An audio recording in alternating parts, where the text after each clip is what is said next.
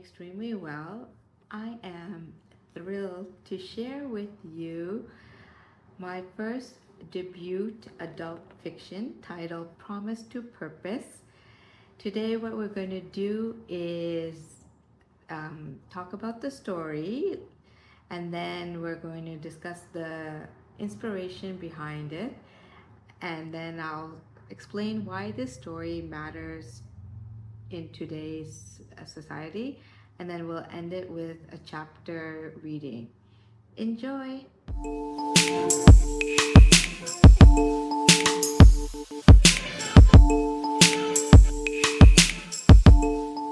There's a question that has been echoing in my heart for a long time. Am I truly living my authentic purpose? When I created my debut adult fiction titled Promise to Purpose, it wasn't just another story I was writing. It was partially a mirror of my own journey, one that depicts the doubt, the struggles, the awakening that we all face when life nudges us towards something deeper. Before we delve into this concept, let's explore the premise of the book plot together. The plot. At the heart of this novel, Arjun Verma is a gentleman that seems to have it all: a prestigious IT career, financial stability, and the respect of his peers. But beneath that polished exterior resides a subtle restlessness, a sense that something essential is missing. When the illness of his best friend Yash Gupta and his grandmother's timeless wisdom crack open his carefully constructed life, Arjun embarks on a soul stirring trip that takes him from the boardroom of London to a humble orphanage in Mumbai. There he discovers an unexpected joy between soccer matches and coding lessons, and an unforgettable bond with extraordinary girls at Shanti Safar. Arjun also uncovers truth that compels him to make a promise that changes everything. Promise to Purpose is a story about transformative power of promises, the strength of family and friendship, and the potential each of us has to lead a lasting impact through service. The inspiration. You may wonder where the inspiration for this plot is coming from. Actually, Arjun's search for his true Dharma reflects my own. For many years, I've worked in product management, excelling in the cycle of meetings, deadlines, and achievement. Yet, I was quietly hoping for something more.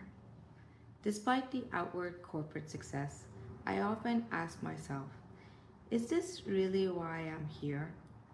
Is this what I'm truly meant to do? Perhaps the answer to these questions can be traced to my enjoyment in writing. Another similar aspect of the plot and my life is the volunteering. Service has been my compass, my grounding force, where I felt the most human, the most connected, and the most aligned with something greater than myself.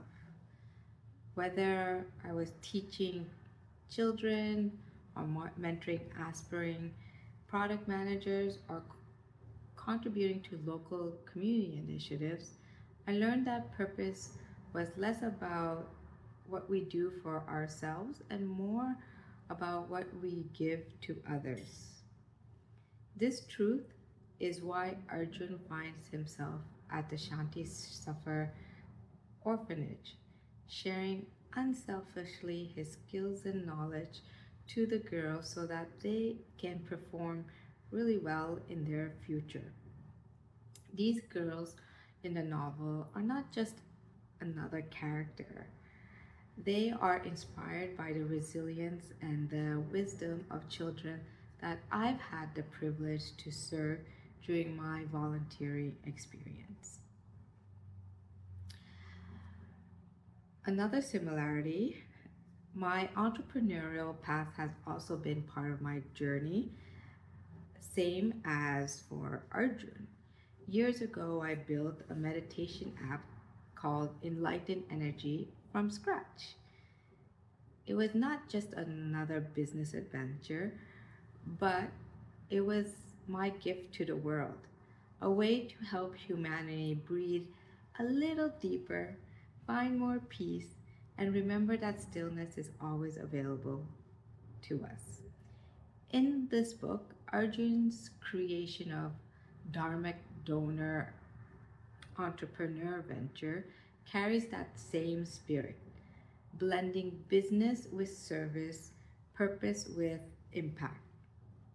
And it's a reminder that we're all entrepreneurs of our own journey that we can build, and our calling it can be vehicles of service.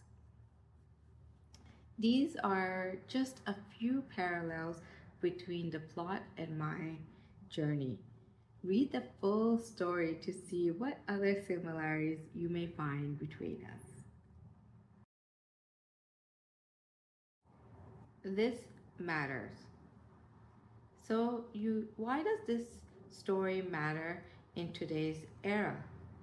At its core, Promise to Purpose is not just about Arjun, Yash, or the girls at the orphanage. It's about all of us. It reflects the inner journey that we silently wrestle with on a regular basis, such as burnout, grief, disillusionment, or knowing that the success on the outside does not always equal to the peace that's inside. This book is a call to anyone who has ever whispered in the middle of the night of asking themselves, is there more to life than this? It invites us to honor the sacred promise that we carry within, the one that we ask us to step into authenticity, serve with love, and fully align with our true Dharma. Here's a piece of wisdom told by Arjun's grandmother in chapter 3 that embodies the definition of purpose. A purpose isn't always a job title or a fancy degree. It's the quiet way you leave a mark on this world. The lives you touch, the good you plant, only then you will be truly living. My promise. Writing Promise to Purpose has been more than a creative act. It has been an act of surrender to my own purpose and a promise that I will no longer hide behind externally driven, unfulfilling activities, but instead share my truth with the hope that it awakens something in others. And here's my advice to you: it's never too late to begin again your purpose. I'm a living example of this advice. If you ever found yourself questioning or yearning for something more, like I did, I hope that Promise to Purpose helps you in some way. May it remind you, as it reminded me, that the journey to Dharma is not a perfect path. It's about walking forward one step at a time towards the life your soul already knows it was meant to live for. Now it's time to do a reading of one of the chapters from Promise to Purpose book. The chapter that I chose is chapter 4, which is titled Travel Story. It's a chapter that's close to me as it contains celebration with loved ones, fascinating travel stories, and the first stirring of Arjun's awakening. Enjoy! Promise to Purpose, Chapter 4, The Travel Stories. Our townhouse pulsed with electric energy. Strings of twinkling lights and party balloons crisscrossed the ceiling, illuminating our living room. The rhythmic beats of Indian music blended with the laughter and animated chatter of our guests. The scent of jalebis, mingled with scented candles, gave the space a festive warmth that could only mean one thing: Nani's birthday. I stood near the doorway, a glass of mango lassi in hand, soaking it all in. I'd always loved her parties, colorful, heartfelt gathering that made you forget the grind of daily life. But tonight felt different. Beneath the celebration, I carried a restlessness I couldn't shake. A quiet ache, like something inside me was waiting to wake up. Then a high pitched voice pulled me out of my thoughts. Happy 75th birthday, Nani! You don't look a day over 21. What's your secret to eternal youth? One of the aunties from the temple asked Nani as she entered the room. Nani, ever the graceful queen of the evening, touched the beadwork on her sari with pride. My secret, you will never know, but you can borrow my clothes from the Forever 21 store anytime. The room burst into laughter.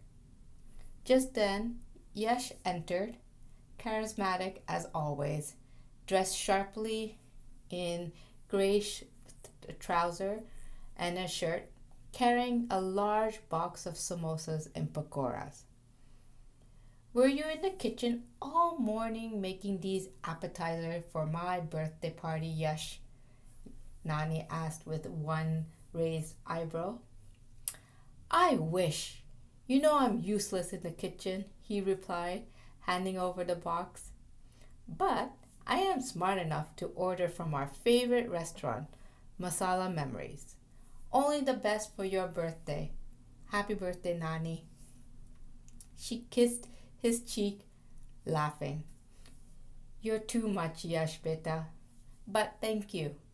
You've always been my favorite. Yash turned to me with a dramatic wink. Did you catch that, Arjun? Her favorite. I rolled my eyes, but I couldn't help smiling. Yash's presence was a welcome distraction from my thoughts swirling in my mind. Yash and I have been inseparable since university. Neither of us had siblings or surviving parents. His grandparents raised him in Mumbai, and we had first crossed paths at King's London College, bonding over soccer, late night debates, and our shared sense of adventure through traveling the world. 13 years of friendship had made us brothers in every way beyond blood. So, Yash grinned, how many aunties tried to pitch you a wedding proposal tonight? I laughed as he gave me a high five. At least 3. It's starting to feel like an ambush. My gaze drifted to his shaved head. I assumed the thinning of his hair from the chemo treatment forced him to shave it. New look? I asked gently. How was your doctor's appointment? He ran a hand over his scalp, his playful tone faltering for just a second. Oh, you know, rocking the bald is beautiful vibe for my gorgeous oncologist. You've got to meet her. Maybe she'll fall for your awkward charm. Yash did not spare a moment when it came to my dating life, as he knew I was awkward around ladies. Yash, he grinned again. Come on, let's find the girls. I'm playing Cupid tonight.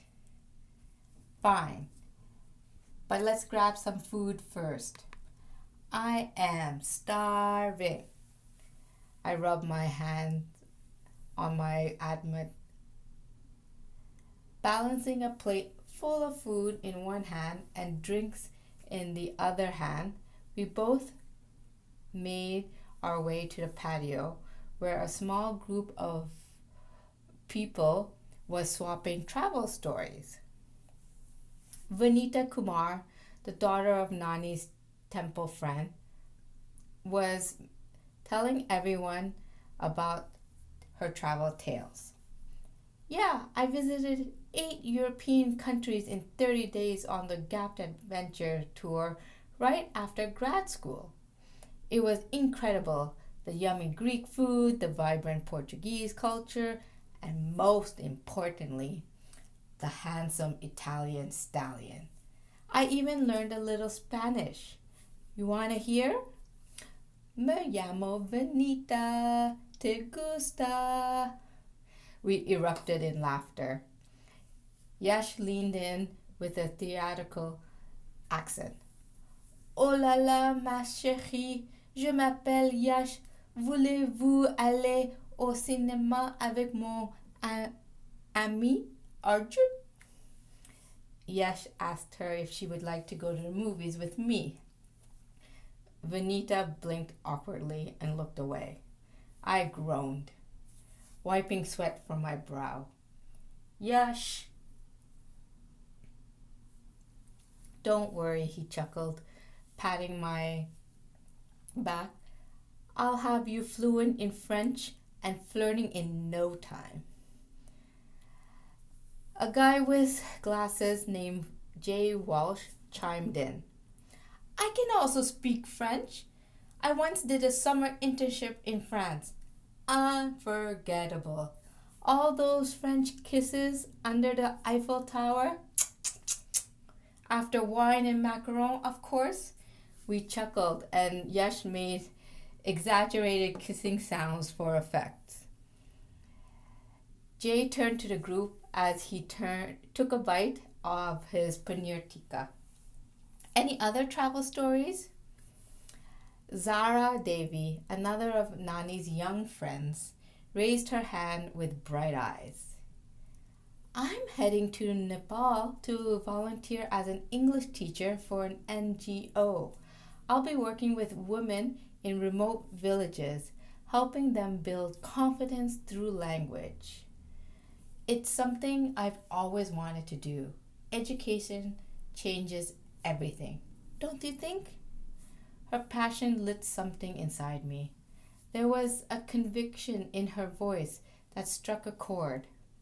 I found myself wondering, was this what I was looking for? A chance to serve?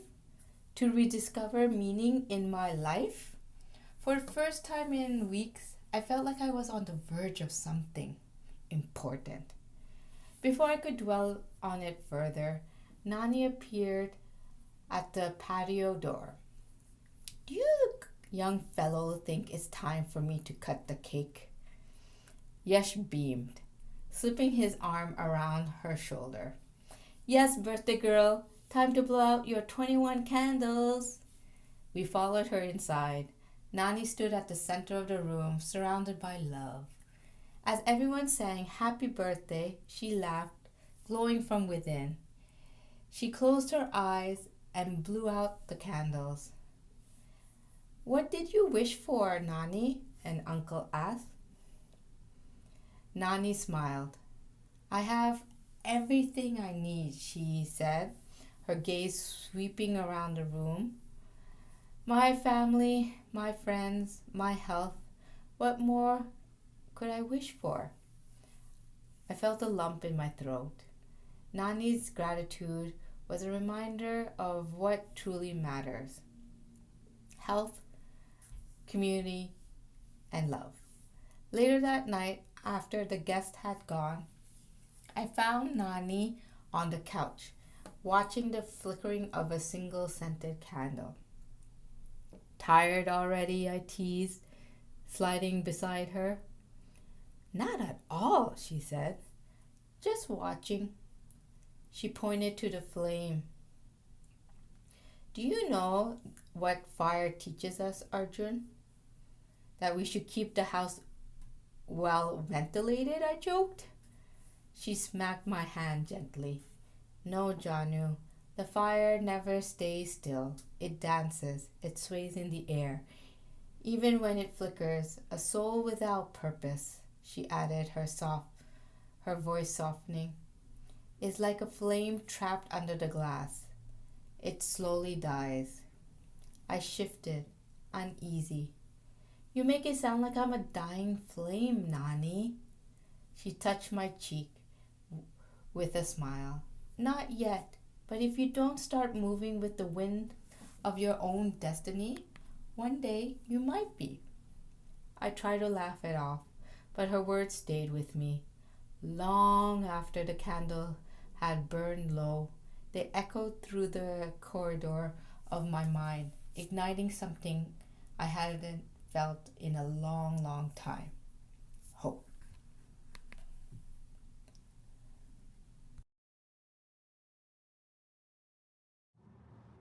And now for the reflection section, the questions that will be posed are about the chapter reading that we just went through, chapter 4.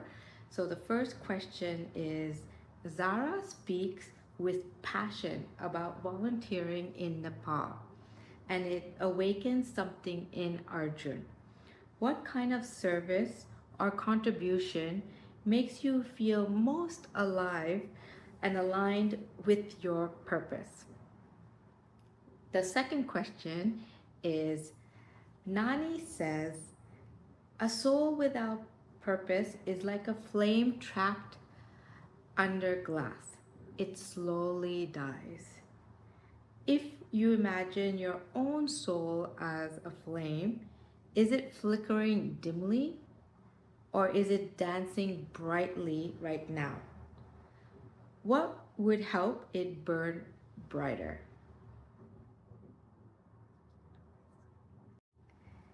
Thank you so much for joining me today. We got a chance to learn more about my debut adult fiction novel titled Promise to Purpose. Get a chance to understand the inspiration behind it and why this story matters in today's society. And finally, you got a chance to hear a chapter reading. I hope that will get a copy of this book soon and share your thoughts and reflection on it with me. Thank you.